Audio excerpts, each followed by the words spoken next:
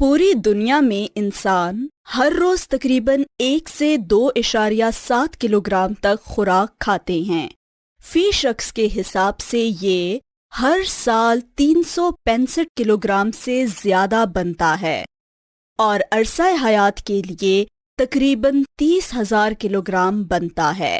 اس 30,000 kilo gram خوراک کا ہر ایک ذرہ ہمارے نظام انہضام یعنی ڈائجسٹو سسٹم سے گزرتا ہے۔ لیکن یہ ڈائجسٹو سسٹم ہے کیا، اور اس سے پہلے سسٹم کیا ہوتے ہیں؟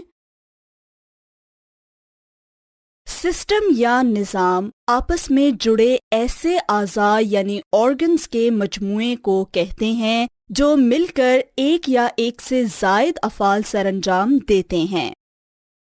انسانی جسم میں بہت سے نظام موجود ہیں جن میں اعضاء گروہوں کی شکل میں ایسے ترتیب دیے گئے ہیں کہ وہ مل کر ان افعال کو سر انجام دے پاتے ہیں جو ہمارے زندہ رہنے کے لیے لازمی ہیں۔ مثال کے طور پر وہ اعضاء جو ہمیں سانس لینے میں مدد دیتے ہیں نظام تنفس یا ریسپیریٹری سسٹم بناتے ہیں۔ اسی طرح وہ اعضاء جو مل کر خوراک کو ہضم کرنے اور انسانی جسم کو توانائی فراہم کرنے کا کام کرتے ہیں نظام انہضام یعنی ڈائجسٹو سسٹم بناتے ہیں۔ آپ نے کہا کہ ڈائجسٹو سسٹم اعضاء کا ایک مجموعہ ہے، تو کون کون سے اعضاء اس کا حصہ ہیں؟ بہت اچھا سوال ہے۔ چلیں ایسا کرتے ہیں کہ ڈائجسٹو سسٹم کے حصوں کو تفصیل سے دیکھتے ہیں۔ ڈائجسٹو سسٹم بہت سے اعضاء سے مل کر بنا ہے۔ یہ اعضاء 2 بنیادی حصوں میں تقسیم کیے جاتے ہیں۔ ایک حصہ وہ ہے جو اس راستے پر مشتمل ہے جس میں سے خوراک انسانی جسم کے اندر گزرتی ہے۔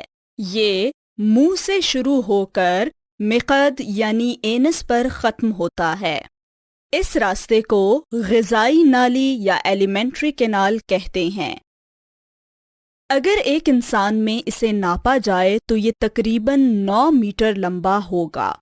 ایلیمنٹری کینال منہ یا جوف دہن یعنی اورل کیوٹی سے شروع ہوتا ہے۔ یہاں ہمارے دانت کھانا چبا کر اسے چھوٹے ٹکڑوں میں توڑتے ہیں۔ اس کے بعد یہ خوراک کی نالی یعنی فوڈ پائپ یا اسوفیگس سے گزر کے پہنچتا ہے معدے میں۔ بالکل ٹھیک۔ معدے میں یہ خوراک تیزی سے پیسی جاتی ہے اور مزید چھوٹے ٹکڑوں میں توڑی جاتی ہے۔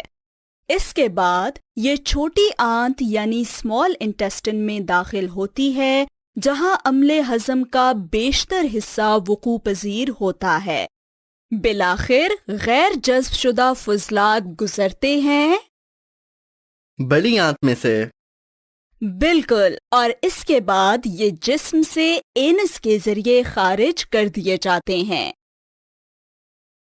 اچھا، تو ڈائجسٹو سسٹم ایلیمنٹری کنال اور اس کے اعضاء سے مل کر بنتا ہے۔ میرا خیال ہے میں سمجھ گیا ہوں۔ نہیں اسپائکی، ایلیمنٹری کینال ڈائجسٹو سسٹم کا صرف ایک حصہ ہے۔ دوسرے حصے میں ہاضمی غدود یعنی ڈائجسٹو گلینڈز شامل ہیں۔ ڈائجسٹو گلینڈز وہ اعضاء ہیں جو ڈائجسٹو سسٹم میں خامرے یعنی انزائمز اور ہاضمی رطوبات یعنی ڈائجسٹو جوسز خارج کرتے ہیں جن کی مدد سے خوراک توڑی اور ہضم کی جاتی ہے۔